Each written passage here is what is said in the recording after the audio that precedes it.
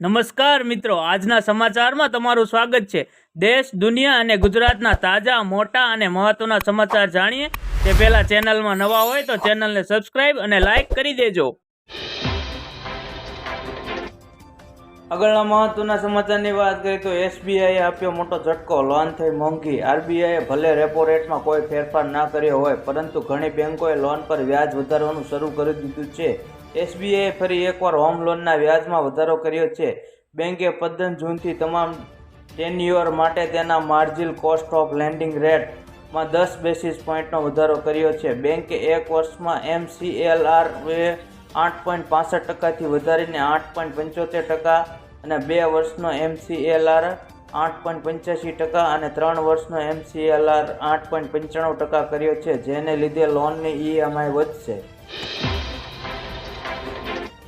આગળના મહત્વના સમાચારની વાત કરીએ તો ટ્રુ કોલર વગર પણ ફોન કરનારું છે નામ દેખાશે। સરકારના આદેશ પ્રમાણે ટેલિકોમ કંપનીઓએ હવે નંબરની સાથે નામ પણ બતાવશે, એટલે કે હવે ટ્રુ કોલર જેવા એપની જરૂર નથી। ફોન આવશે ત્યારે અજાણ્યો નંબર હશે તો તેનું નામ પણ આવશે।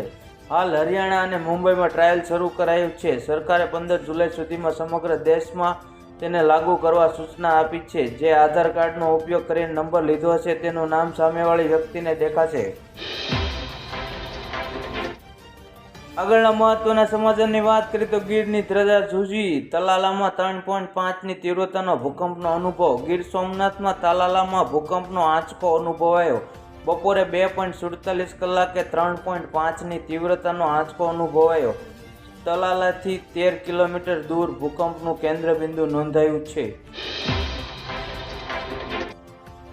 આગળના મહત્વના સમાચારની વાત કરીએ તો ગુજરાતમાં છેલ્લા કેટલાક દિવસોથી છૂટાછવાયા વિવિધ વિસ્તારોમાં વરસાદનો માહોલ જોવા મળી રહ્યો છે। આજે શનિવાર સવારના 6 વાગ્યાથી રાતના 8 વાગ્યા સુધીમાં રાજ્યમાં 27થી વધુ તાલુકામાં વરસાદી માહોલ રહ્યો હતો, જેમાં સૌથી વધુ ભાવનગર ગારિયાધારમાં 2 ઇંચ જેટલો વરસાદ ખાબકતા ઠેર ઠેર પાણી ભરાયા હતા। આ સિવાય જેસલ તાલુકામાં પણ 1 ઇંચ વરસાદ પડ્યો હતો। સુરેન્દ્રનગરના લખતર તાલુકામાં 1 કલાકમાં 1.25 ઇંચ અને વઢવાણમાં 0.5 ઇંચ વરસાદ પડતા આ વિસ્તારમાં ઠંડક પ્રસરી ઉઠી હતી। અમદાવાદ શહેરની વાત કરવામાં આવે તો ક્યાંક છૂટાછવાયા ઝાપટા પડ્યા હતા, તો ગ્રામ્ય દસક્રોઈ અને બાવળા તાલુકાના વિસ્તારોમાં ઝાપટા પડ્યા હતા। અમરેલીના મોટા ગોખરવાળાની નદીમાં પૂર આવ્યું હતું।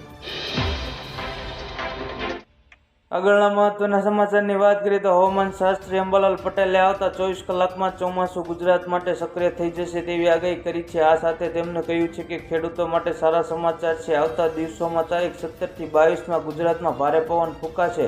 ગુજરાતના અનેક વિસ્તારોમાં ભારે પવન સાથે વરસાદી માહોલ રહેશે। તારીખ 22થી 28માં ગુજરાતના મોટા ભાગોમાં સારો વરસાદ થશે અને ખેડૂતો માટે ખાસ આ વરસાદ વાવણી લાયક વરસાદ થશે। આજે નક્ષત્રના વરસાદ થવાનો છે, તે વાવણી માટે ખૂબ સારો વરસાદ કહી શકાય છે।